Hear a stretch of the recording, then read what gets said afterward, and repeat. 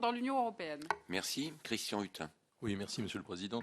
Merci à nos intervenants pour leur sérieux et la transparence de leurs propos, qui m'a permis ce matin de me rendre compte que j'étais un peu le perdreau de l'année qui avait picoré un petit peu de rosée empreinte de Monsanto, de Roundup ce matin.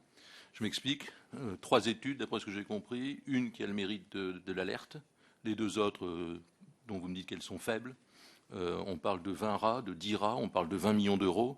L'évidence, enfin, ça me semble évident, c'est une étude absolument nécessaire avant qu'on soit à 20 000 morts, quoi. Si il y a 20 000 morts. Mais c'est le principe de base, et ça s'est déroulé dans d'autres cas. Je suis malheureusement un petit peu l'expert de l'amiante dans cette assemblée, et je voudrais attirer l'attention des commissaires sur le fait que dans l'amiante, il y a toujours eu un décalage entre les études réelles, la réalité, c'est-à-dire ce que les caisses peuvent fournir comme résultat malheureux de décès ou de maladies, et tout ce qui sont des études réelles. Ça ne s'est pas passé comme ça dans l'amiante, ça a traîné, et c'est l'une des raisons pour lesquelles on n'a pas réagi assez vite.